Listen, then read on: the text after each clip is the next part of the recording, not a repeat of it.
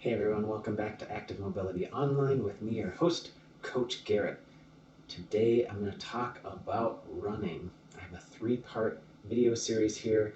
In this video we're going to cover technique. In the next video it'll be some drills to help you improve your running technique.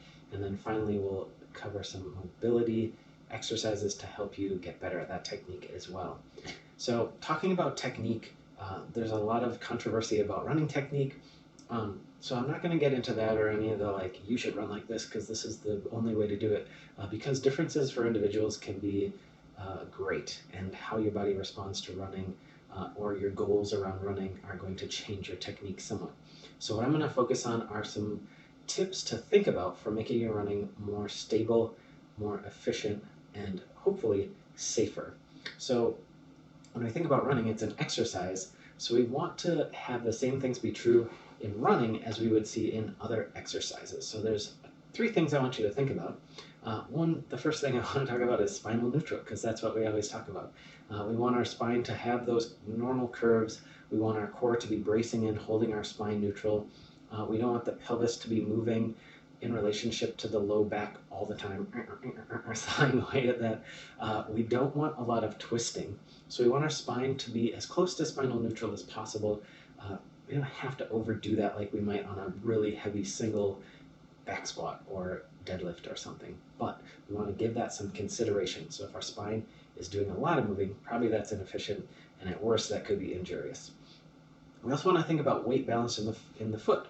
So obviously if you are running with a heel strike and you're striking out here, your weight is not balanced in your foot there.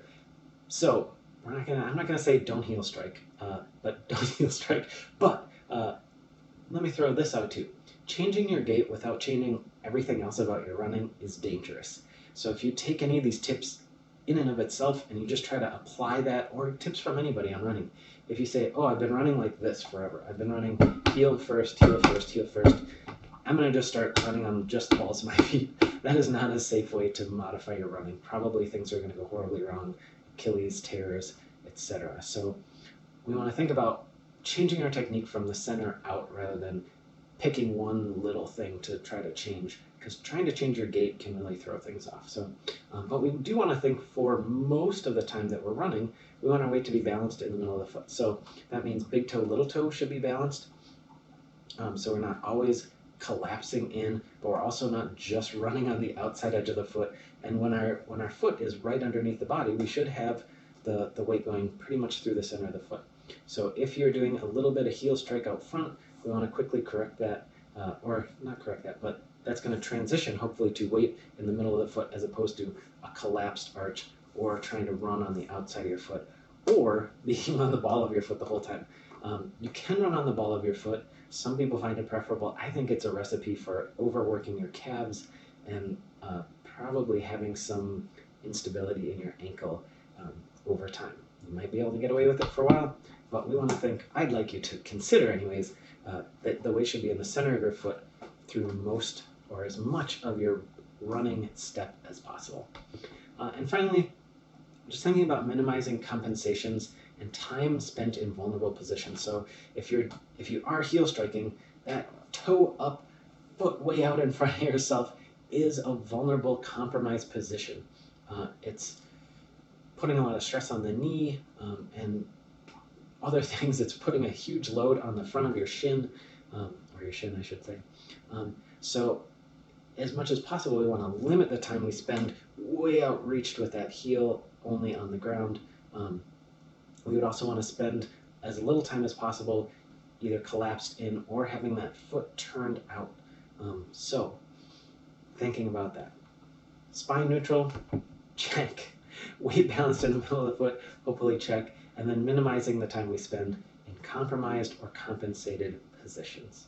So two things that we can think about to get us there, because it's hard to really analyze everything while you're running. So two things I want you to think about for your running is being fast and being relaxed.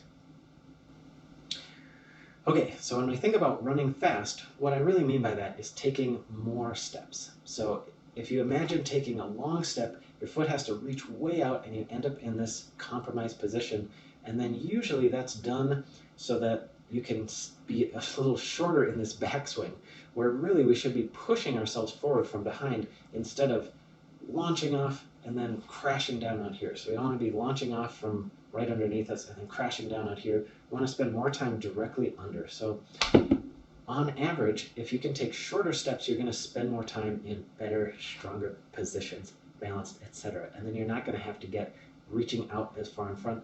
And a lot of times we do have trouble bringing the foot back without turning the toe out. And so if we keep those steps a little bit shorter, it's going to minimize the amount of time we can spend having that foot come out. I think also we take that longer stride because we can't pull back in that stronger kick. And so in order to give ourselves time either to rotate out, come around, reset, and be able to land again in front, we have to take that longer step. So taking a shorter step, and I'll show you some drills about how to maybe get there. So those shorter steps are going to end up being more time spent in stronger positions, less time in those like end positions that are maybe a little less strong for us. But also running faster is going to force you to have better technique. If you run fast, you're going to get tired. It's true, more quickly. But in general, you're going to be more focused on your core. You're going to be more focused on your posture. You're going to have that spine more lengthened. Then if you let yourself run for a really long time, core muscles are going to fatigue. You're going to hit those edges of fatigue, and things are going to start compensating. Your glutes are going to start turning off. Your core muscles are going to start turning off. And you're going to be slogging through in worse positions. But you say, endurance. I need to build endurance. I have to run longer. Well, the way to build good endurance, one way to build good endurance, is to spend time in what we call zone 1, or under the first ventilatory threshold, so that your breathing is relatively slow. And as you spend time in that phase, you'll be able to run faster and faster in that zone 1, where your heart rate is relatively low, your breathing rate is relatively low. And so that's the way to build endurance, is spend time there. But I would recommend not doing that by just running really slowly. I would recommend doing intervals. All the time, intervals. When you're training, do intervals. If you're training for a marathon, do intervals. If you're running a marathon, do intervals. Yes, you can take some longer runs, but pay attention to that choice and what effects it has on how you feel later, and also what effects it has during your run. Does the quality of your run go down? So if you want to stay in that zone 1, lower intensity for longer, just do short intervals. You'd run maybe 20 seconds, walk 20 seconds, run 20 seconds, walk 20 seconds. It doesn't mean you have to be sprinting that whole time. And in fact, you might do sort of a minute or 2 minutes or 3 minutes, depending on where you're on in your running journey, and then take enough of a break that you can kind of keep that heart rate down. You're going to spend time running a little bit faster. Your form's going to be a little bit better. Your steps are going to be a little bit shorter. But then you're resting to sort of catch your breath. Of course, you can do some really high intensity intervals as well. That's going to be beneficial in other ways. Great work to do those, Tabata 20 on 10 off, et cetera, et cetera. You can do intervals in a number of ways, but running until you get really tired and then stopping for a while and then trying to run again always is going to feel horrible. So try running a set amount of time, walking a set amount of time, and just play with that interval level until you get to the intensity that you want to build that endurance. There's lots of resources out there. I really am a proponent of it. You're going to have better quality running. All right, and then relax. So relax doesn't mean that we're just like lazy and letting ourselves collapse. Our knees are going to knock together all the time if our glutes are off. Our low back and spine and pelvis are going to sort of saw against each other. Probably our shoulders are going to slump forward. So we don't want to think relaxed in that way. We want to think relaxed as in we're not holding a lot of tension anywhere. So stiffness, getting stiff through a part of the body, is usually a sign that we're making our body do something that is traumatic.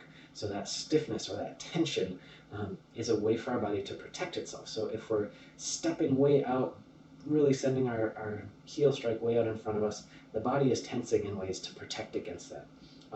Similarly, if we're holding tension in our shoulders, it might be to sort of help stop us from doing this twisting. So thinking about stretching up tall through the top of the head, keeping the chest open, and then being as relaxed as you can while holding on to that good form is a way to kind of check in with yourself about how your running quality is. So if we're using a lot of that tension, especially in the calf and ankle, we're not then using the fascia, we're holding everything together with the muscles. We actually want to be able to allow the fascia to stretch and rebound. That's a big way to be more efficient with your running.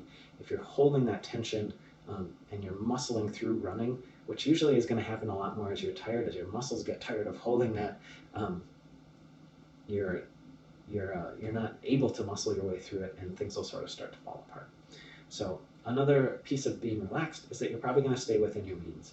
So if you're really feeling like you're not relaxed, you're uncomfortable, probably you've outran your means. You either ran too fast in too short of a time, or you're going beyond the infrastructure that you've built around running. And so you have to sort of scale back and try to think about the quality of your running. So fast and relaxed are two things to think about for running, and we'll get into more detail on those in the drills and in the mobility. Finally, I want to give you two examples of running and sort of talk a little bit about some of the quality and flaws we might see in those two examples.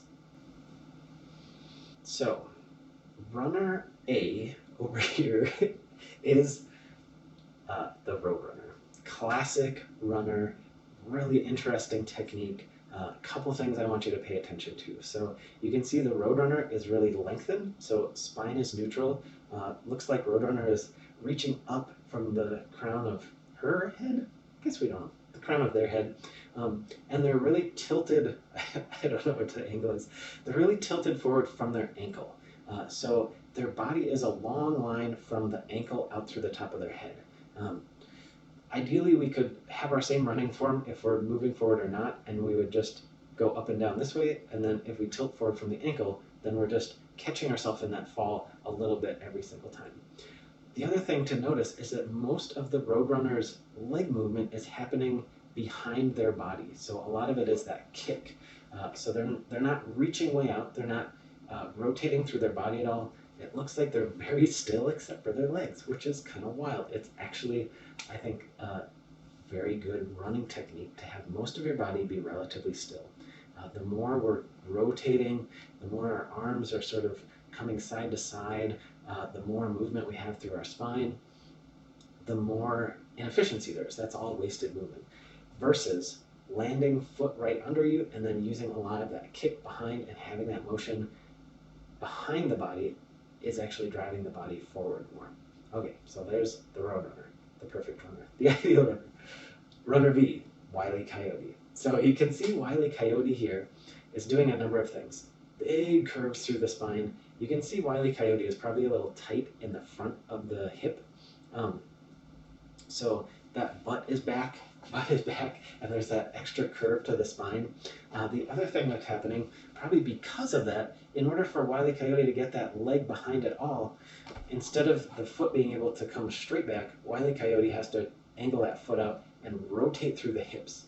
So that's where it becomes harder for Wile E. Coyote to take those short steps, because on that, to get any backswing whatsoever, Wile E. Coyote needs to spend a lot of time readjusting, rotating all the way around and coming back and reaching way out front. So to get the speed that Wile E. Coyote wants, Wile E. Coyote is doing a lot of rotation here. So some of that can be tightness through the front of the hip. Some of it can just be not thinking and just letting those feet kind of weighing out behind every single time.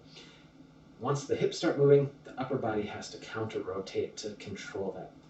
A lot of wear and tear on the spine, a lot of extra activation of the obliques and core muscles, as well as crashing out front in a less than stable position. The chance of rotating the foot way out, rotating it back, reaching way out, landing on the heel, and then coming through in anything that feels really safe and stable, the chances of that are unlikely. So Roadrunner, probably short steps, lengthened through their spine, nice and tall. Most of the movement is happening behind them as they rotate those legs and focus more on the kick.